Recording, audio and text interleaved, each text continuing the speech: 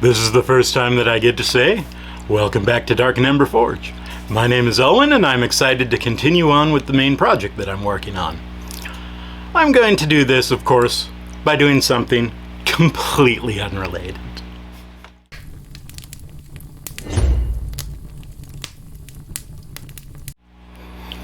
A lesson that I should have remembered from my dad's example and my brother's examples, and even myself when I was younger and members of our family were just figuring out what computers were. When you're the person who knows how to do something, you often get called on to do it. So we have a situation that needs resolved very quickly. It's a nice easy one, but it's going to take a little bit of metalwork. Our lawn is very unruly. It's far too long for us to mow with the standard mower. So we got a pair of scythes to do it with. Because, why wouldn't you? Why wouldn't you if you're an oddball kind of group? So we got some scythes and we were mowing the lawn, making some great time. Everything was going good until we came in, took a break, end of the day, and didn't really have a place for the scythes. So we just sort of propped them up by the door. Makes sense, right? They're right close where you're going to need them next time. Well, our little dog Rita, she's not so little, our dog Rita was doing the little spiral to go lay down on the mat in front of the door when I was last in the kitchen, and she bumped one of the handles on the snath of the scythe, and it came falling down. So we need to solve that. She wasn't hurt that time, just scared, just to let you know in case you're worrying, oh, what about the doggo? I understand. No, she was just fine, just scared. But scythes are very sharp, if you didn't know that. And this sort of thing could happen again. So I'm going to fix that. I'm going to take this bar of 1/2 inch square steel, mild steel, very easy to work with. I'm going to forge a pair of hooks to hang our pair of scythes on. They're kind of interesting in that they need to be farther away from the wall at the lowest point than a normal hook. Usually, your hook just comes down and makes a little J. Well, they need to kind of swoop out. One needs to be about 2 inches from the wall, and one needs to be 1.5 inches from the wall. So, with no further ado, I'm going to get started. Let's fire up the forge. I'll see you there. For starters, I heated up way more than I needed to.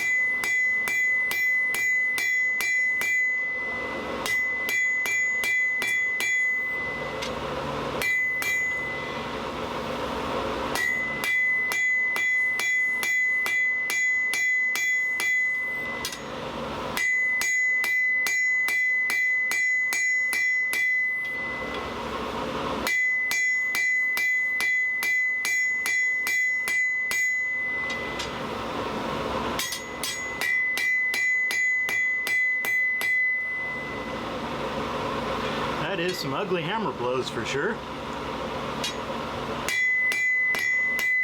Shite. The end of that's getting a little darker than I'd like to be pounding on it. Especially skittish after yesterday and breaking the cast iron.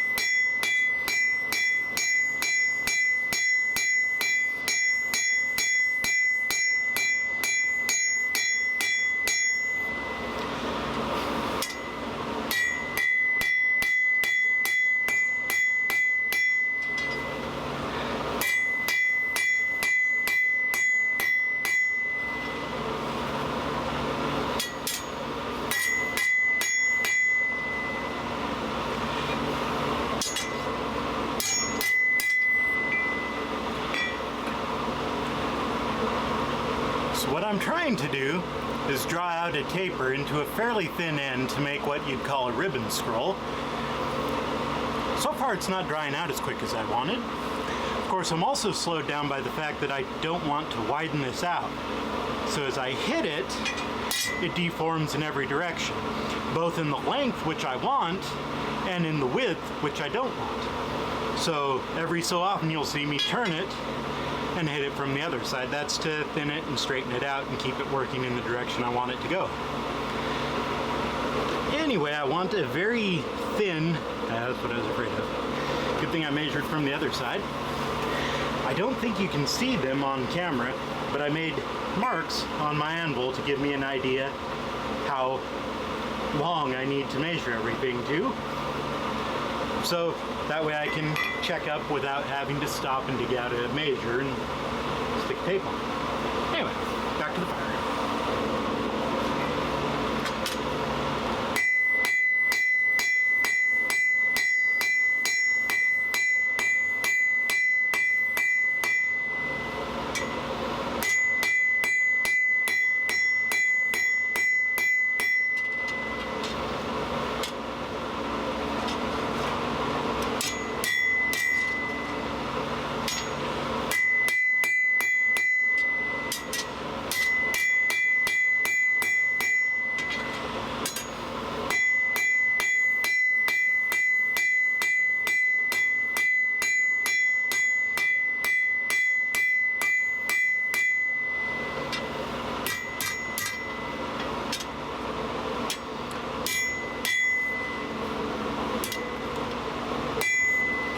Straightening metal, you always hammer on the high spots, unlike what I was trying to do at first there.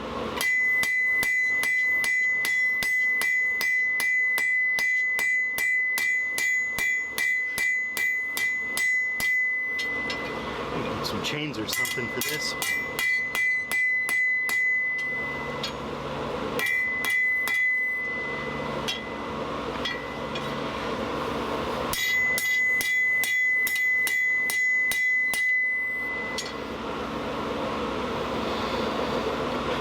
There, though it's still not as thin as I would like it. I think I will just continue working on this and get us there.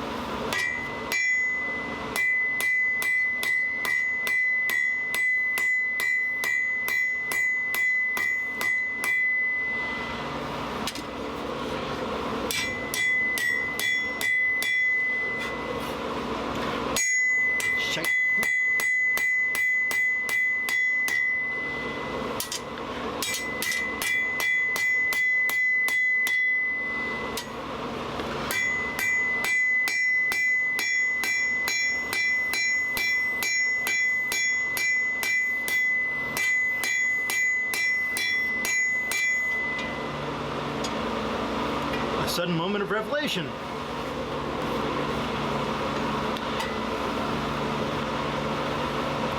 That's awkward. To the horn.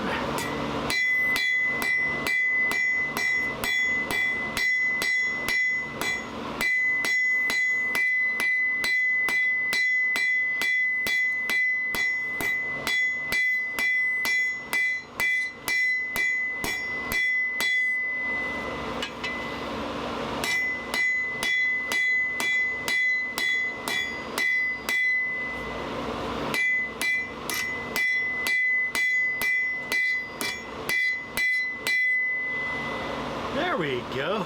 It's a little wiggly, but that has thinned it out a lot more. It's like I'm using the tool for what it was meant to do.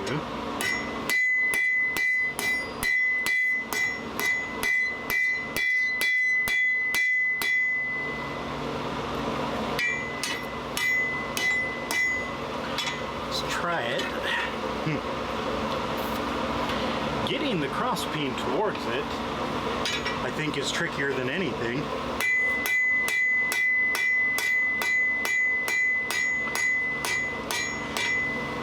That's probably why people have diagonal peens.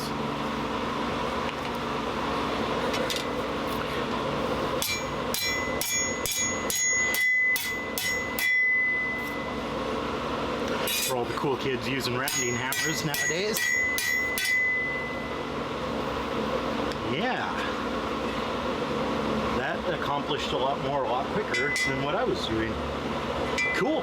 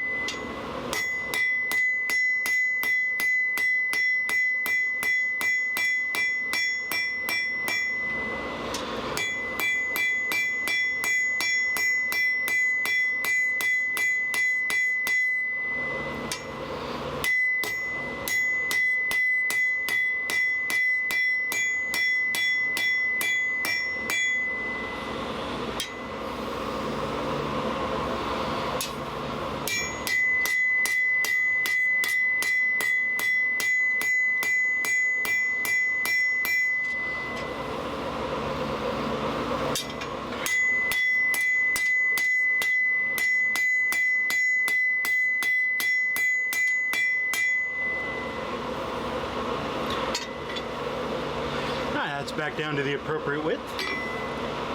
Though being thinner, it really loses the heat into the anvil very quickly.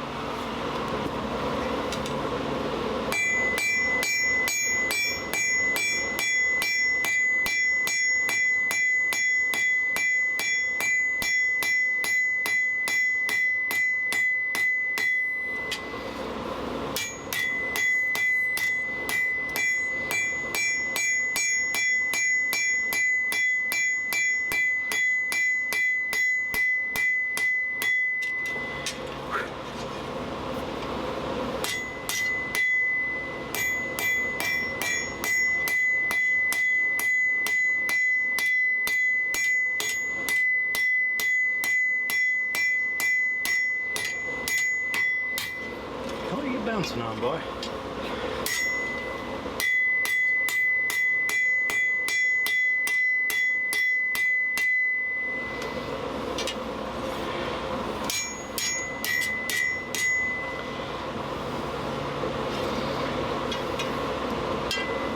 While the horn is good for drying out, it doesn't leave it very smooth. Whoop. Hence, coming back to the face of the anvil,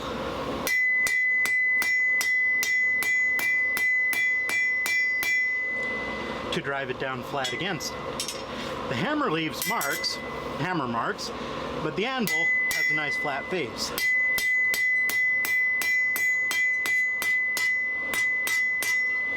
It doesn't leave that many marks unless you have chisels, pits in it, chisel marks I guess, or a lot of scale built up on it.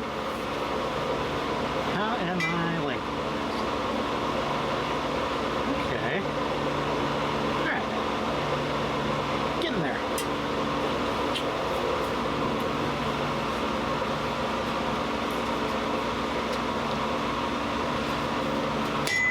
Shit. That wasn't it, was it? There we go. Alright. I'll keep going.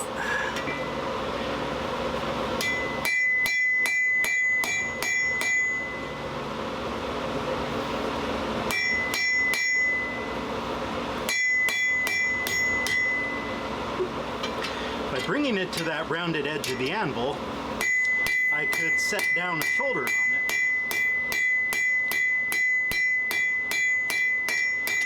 That way I can work towards getting this back part a little bit thinner without having to taper the whole thing. Even though tapering the whole thing wouldn't be bad, as that will just be work towards the next one.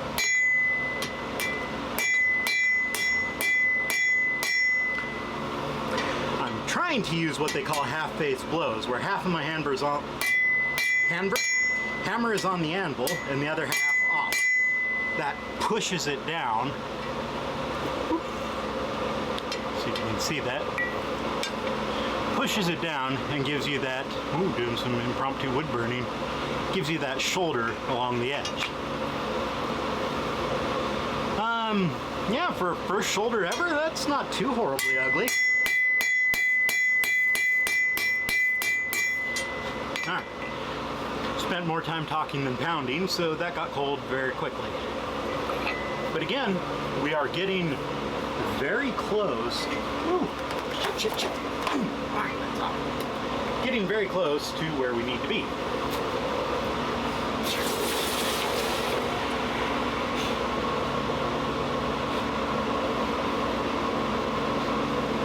And that's why you buy oversized gloves, so you can shake them off if you heated up the piece a little too far. And burn yourself. Awesome. Alright.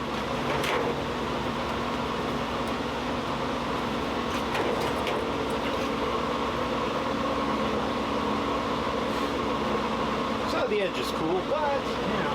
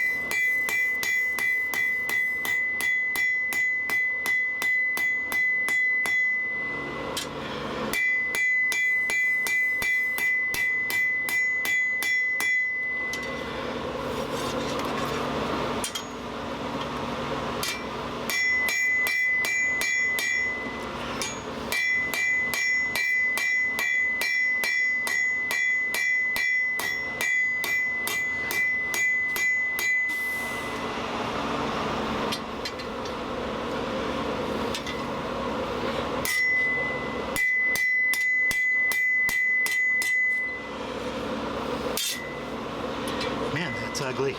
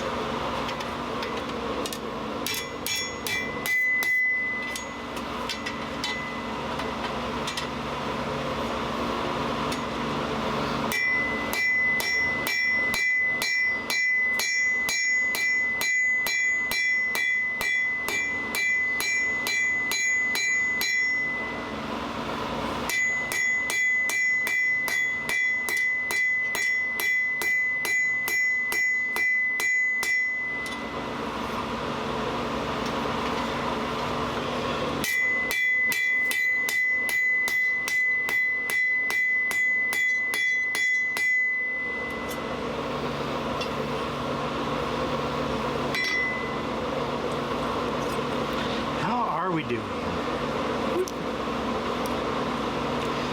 It's slightly wider than I would like, or thicker, I suppose I should say. The width is pretty good. I mean, it has swollen a little, but not by an unreasonable amount. I have gone a little over budget lengthwise, so to speak.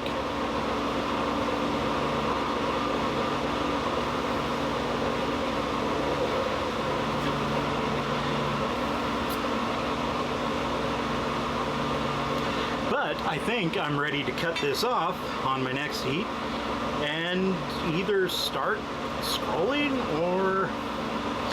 nope, before I scroll, I'm going to want to punch the holes in it. Yeah, I wonder if I can cut it off and punch holes in my next heat. That seems a little ambitious for as slow as I am. But we'll see. So enter the hot cut hardy.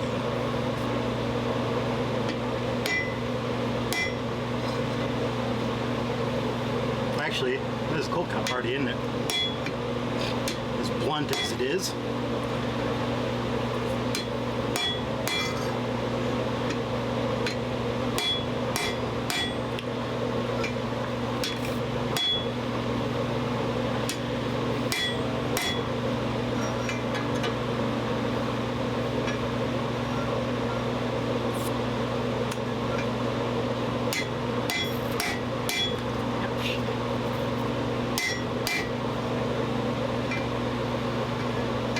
Quite up to a point.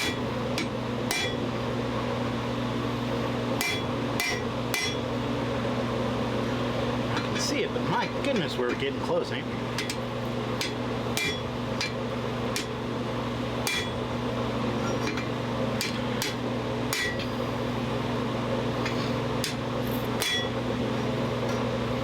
Okay.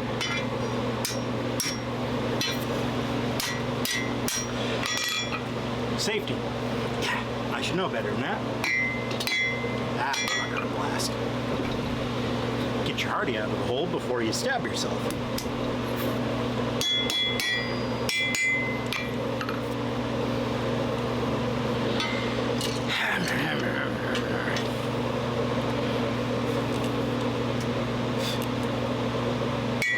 Well, singe my gloves, singe my apron. Better singeing gloves and apron than hands and feet.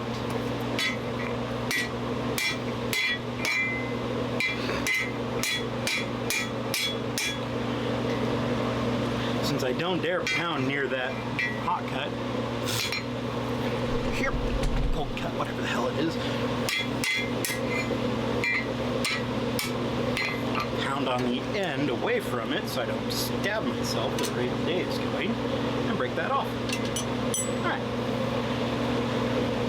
Well, I did not make a very clean cut between the shoulder on one side and the very blunt hot or cold cut hardy. That did not look very pretty at all. I'm just going to chunk that in my slack tub and forget about it for a while.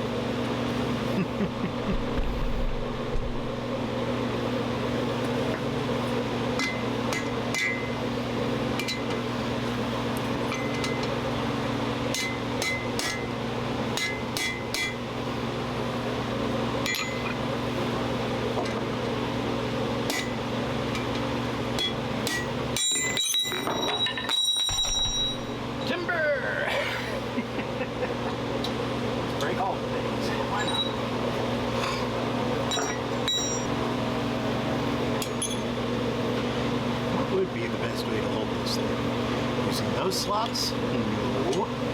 Maybe.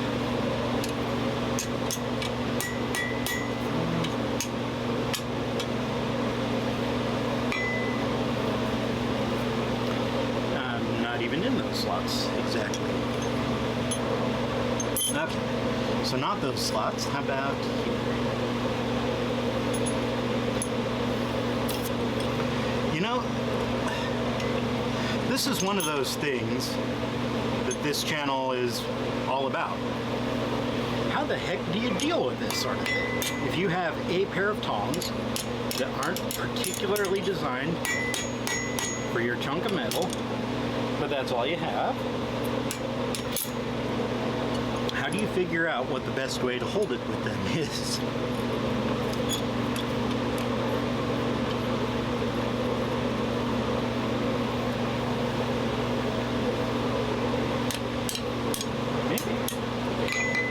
Are we? So see, I'm not touching it. I'm just feeling the radiant heat, which is still a reasonable amount. But it's also low enough. Yeah, I'm not touching that. No. But I will go clamp it in the vise and file on that end while it's a little warm. So I want to give it a little filing to take off that ugly edge there. I could do this with the angle grinder, of course, and depending on how this goes, I might just turn to that.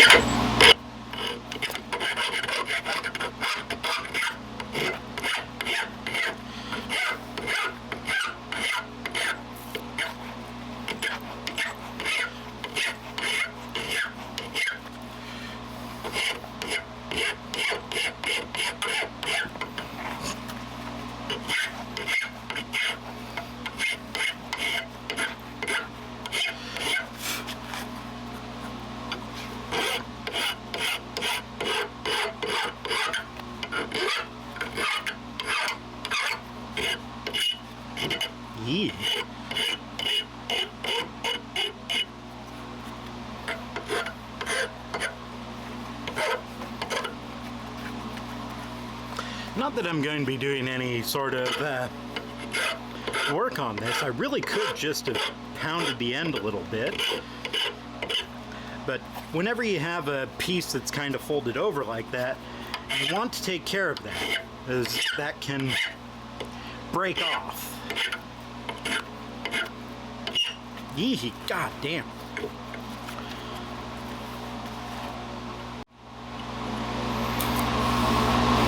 While it's not pretty, I'm not worried about cold shuts.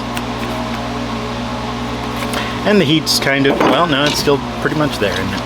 Alright, well, anyway.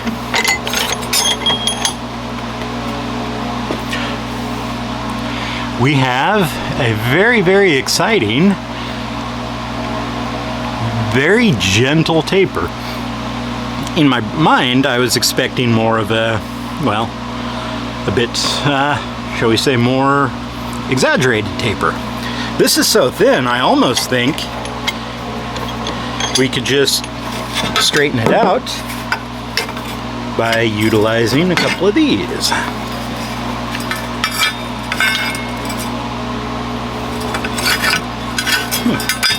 Why does one sit really well but not the other?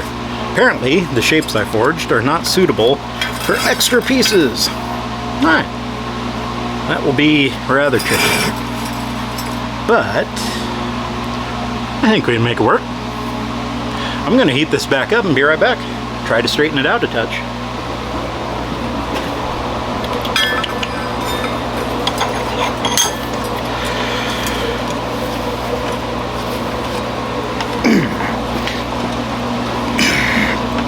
Of course, it is just tapered enough that only got kind of the back end of it.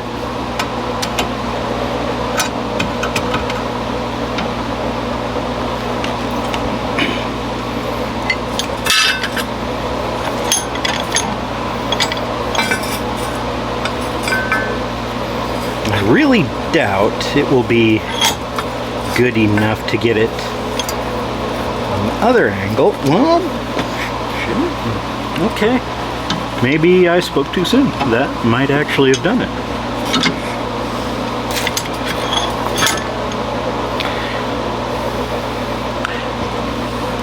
Is that ugly or what? Boy, that's bouncing out on focus, focus. I'm not going to show that too much.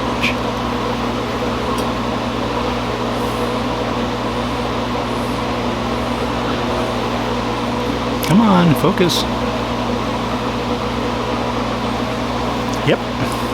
That's pretty ugly, but I think it'll work. I'm going to leave the video here for today. The punching and bending parts took far longer than I expected them to. I am learning after all. Things don't necessarily move as efficient as they should. Please like if you like, don't if you don't. Leave any comments or any suggestions you might have in the comments below. Thank you, and have a wonderful day.